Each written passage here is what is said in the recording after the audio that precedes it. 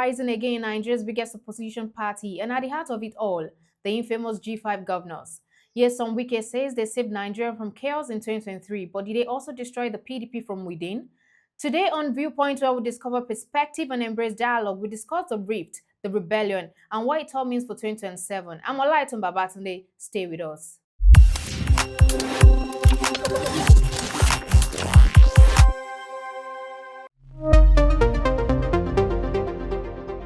Welcome back. The show is still Viewpoint. In what appears to be a sustained political tremor within the People's Democratic Party, former Rivers State Governor and current Minister of the Federal Capital Territory, Nyesom Wike, has once again reignited a long-standing debate. At a meeting in Abuja with former governors, lawmakers, and key stakeholders under the banner of concerned PDP stakeholders, Wike declared that if not for the actions of the G5 governors, Nigeria would have spiraled into chaos following the 2023 general elections. Wike's assertion is both bold and controversial. According to him, the G5 compromising himself, Makinde, Samuel Otom, Okeze Ikpeazu, and Ifeanyi Ogunwanyi took a principled stand by opposing the candidacy of Atiku Abubakar, the PDP flag bearer in the 2023 election. Their grievances was rooted in the violation of the party's informal power rotation agreement, which they argue should have guaranteed a Southern presidential candidate. Instead, Atiku would not emerge once again. This is not the first time zoning disputes have plagued the PDP. In 2011, when Goodluck Jonathan, a Southerner, ran for president after the death of President Umaru Musa Yar'Adua, many in the North felt betrayed, believing the presidency should have returned to a Northern candidate to complete Yar'Adua's term. The internal bitterness then did not explode because the party still had dominance across the country. But 2015 changed everything. The PDP lost power at the center for the first time since 1999. And since then, it has struggled to regain its footing, not just at the ballot box, but in the internal unity. The 2023 laid bare these long-brewing tensions. The G5's decision to withhold support for Atiku and instead, day in 2025, formally refused to back his candidacy, demanded the resignation of the PDP national chairman from the North, and according to Wike, they quietly backed Peter Obi and Bola Ahmed Tinubu, the All Progressive Congress candidate, may have tilted the scale of victory. Tinubu won key states in the South and Middle Belt, places where PDP historically had influence. While Wike insists their actions were patriotic and necessary to save Nigeria, critics argue they effectively sabotaged their own party, creating a precedent where personal ideology could override collective loyalty. Fast forward to today, the PDP continues to bleed. In Lagos, the recent defection of key PDP figures, including former deputy governorship candidate Alhaja Safurat Abdulkarim and party publicity secretary Akeem Amode, to the APC reflect the widening cracks. The Lagos PDP has downplayed the significance, with Vice Chairman Akeem Olalemi claiming the defectors were inactive and irrelevant. But such dismissiveness fails to hide the truth. The PDP in Lagos and nationally is losing cohesion and confidence. Wike's recent remark offered no apology, rather they affirm a defiant narrative. It doesn't matter who the beneficiary was, the right thing had to be done, he said.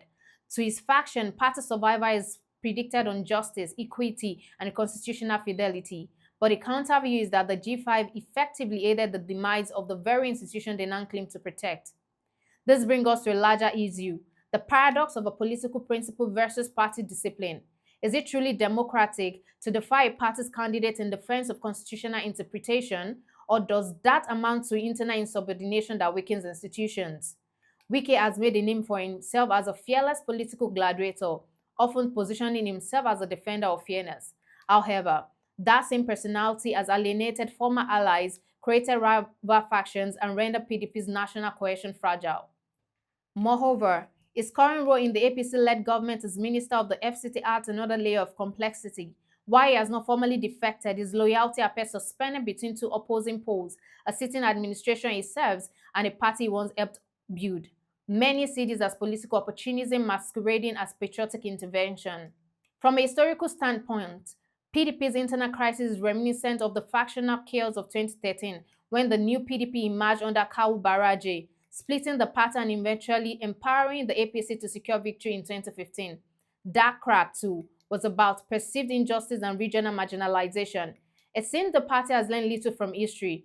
Without structural reforms, firm ideological positioning, and reconciliation mechanism, the PDP may continue to unravel. Let's go for a short break. We'll be back to discuss the challenges and some of the solutions PDP can adopt for the 2027 election.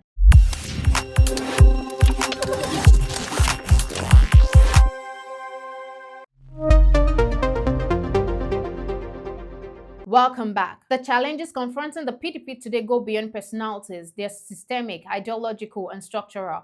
First, the party lacks a clear ideological base. What does the PDP truly stand for?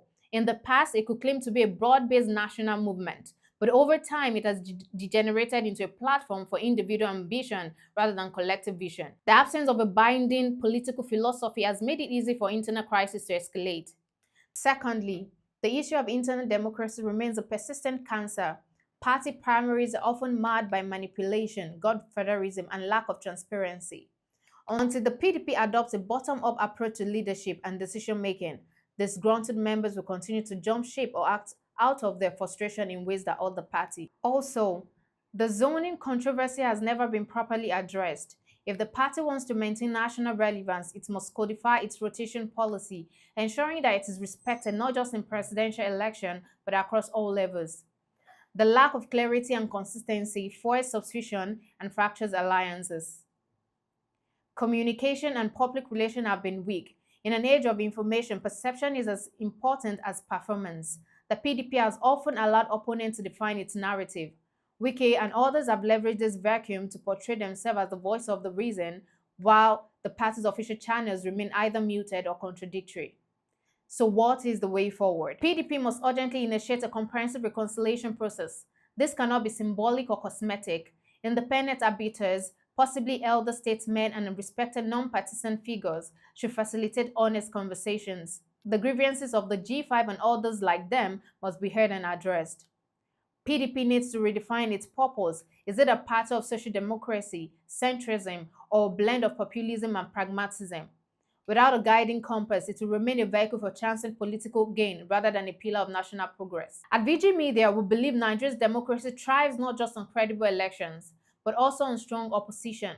The role of a vibrant opposition party like the PDP is to question power, mobilize alternative visions, and protect the interests of citizens left behind by mainstream governance. Unfortunately, PDP's internal division, ego wars, and repeated missteps continue to rob the country of that vital democratic balance. The survival of the PDP is no longer just a partisan concern, it is a democratic necessity. For the G5 and leaders like Wike, the claim of having a stabilized Nigeria may hold weight in insight, but it also comes with an accountability burden. They must ask, what have we truly stabilized, the country or our political capital? As 2027 approaches, the PDP stands at a critical junction. It can either learn from the past, mend its broken structures, and build an inclusive, democratic front, or it can continue down this path of internal fragmentation. The next few years will determine whether Wike's claim of patriotism were prophetic or simply political theater. Either way, the stakes are too high for Nigeria's future to be held hostage by personal ambition and political grudges. So here's the big question. Did the G5 act out of patriotism or political calculation? One thing is clear, the PDP is bleeding, and Nigerians need a strong opposition now more than ever. As 2027 approaches, the battle isn't just for power, it is for the soul of the party.